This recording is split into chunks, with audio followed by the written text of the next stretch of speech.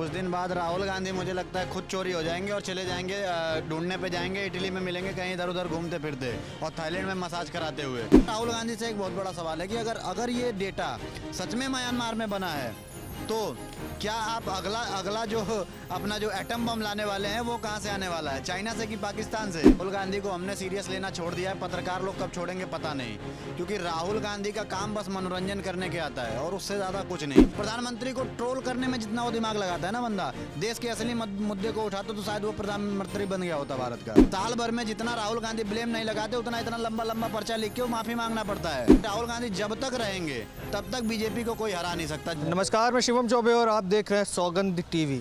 बिहार में वोट चोरी का एजेंडा सेट करने वाले राहुल गांधी को शौक तब लग गया जब उपराष्ट्रपति के चुनाव में राहुल गांधी और इंडिया अलायंस के पाले से कुछ वोट गायब हुए और वो वोट जुड़कर एनडीए में आ गए। जहां एक तरफ वो कहते हैं कि इलेक्शन कमीशन खराब है, ईवीएम खराब है, अब बैलेट पेपर में भी वोट चोरी होने लगी है।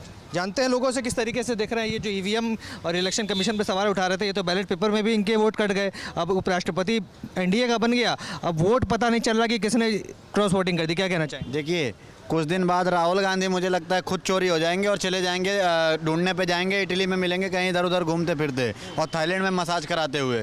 क्योंकि जिस तरीके की इन लोगों की बातें हैं, आप उस चीज़ को नोटिस करिए कि किस तरीके से इन लोगों को पता जाता कुछ है नहीं, बस चोरी हो गई, चोरी हो गई, चोरी हो गई।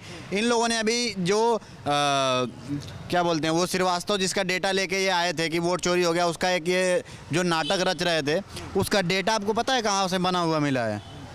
वो जो म्यांमार, हाँ म्यांमार से पीपीटी जो इन्होंने रिप्रेजेंट किया था सबके सामने, वो म्यांमार से मिला हुआ वो किया हुआ मिला है। तो ये जनता को समझना पड़ेगा कि ये एक देखिए एक छोटी ये नॉर्मल एक छोटी वो नहीं है, मजाक का विषय नहीं है, ये देश विरोधी गतिविधि भी हो गई है, हो सकती है। आप अपने इलेक्शन कमीशन का, आप सारी चीज़ों का डेटा ले जाके वहाँ पर बनवाने के लिए आप दूसरे देश में दे रहे हो, सबसे पहली चीज़। और दूसरी चीज़, अगर राहुल गांधी से एक बहुत बड़ा सवाल है कि अगर ये डेटा सच में म्यांमार में बना है तो क्या आप अगला जो अपना जो एटम बम लाने वाले हैं वो कहाँ से आने वाला है, चाइना से कि पाकिस्तान से? ये पर राहुल गांधी के ऊपर सवाल खड़े किए जा रहे हैं। अब लोग कह रहे हैं कि हमेशा से विदेश की धरती से इतना लगाव रहा है कि भारत के लिए घृणा बढ़ती जा रही है। क्या मानते हैं इस बात को? देखिए, राहुल गांधी को हमने सीरियस लेना छोड़ दिया है, पत्रकार लोग कब छोड़ेंगे पता नहीं, क्योंकि राहुल गांधी का काम बस मनोरंजन करने के आता है और उससे ज़्यादा कुछ नहीं। विपक्ष के सबसे बड़े नेता हैं। देखा, आप एक भी वो चीज़ बता दीजिए जो फैक्ट की बात हो। कभी भी देश के असली मुद्दों को वो बंदा उठाता ही नहीं है, ठीक है? सिर्फ गाली दिलवाएगा प्रधानमंत्री की माँ को, चाहे उसके चाहे मतलब बहुत सी चीज़ें। प्रधानमंत्री को ट्रोल करने में जितना वो दिमाग लगाता है ना बंदा, देश के असली मुद्दे को उठाता तो शायद वो प्रधानमंत्री बन गया होता भारत का। नहीं, पर वो तो कह रहे हैं कि मेरे कान में एक बच्चे ने आकर कहा कि वोट चोर गद्दी छोड़। भाई अब सोचो, वोट छोड़ गद्दी छोड़ चिल्लाने वाला बंदा, लोकतंत्र ऐसा है कि आज के डेट में गाली देने वाला बंदा सोशल मीडिया पे आके गाली दे के चला जा रहा है, चाहे वो किसी को भी, ठीक है? इतनी फ्रीडम है कि कोई भी आके कुछ भी, अभी आप ही खड़े हो, आप ही के चैनल पे बहुत लोग आते होंगे जो राहुल गांधी को भी गाली देते हैं, जो बीजेपी को भी गाली देते हैं, दोनों को देते हैं। उसके बाद भी इनके लिए एक बच्चा स्पेशली आता है जो इनके कान में बोल के जाता है कि भाई साहब वोट चोर गद्दी छोड़।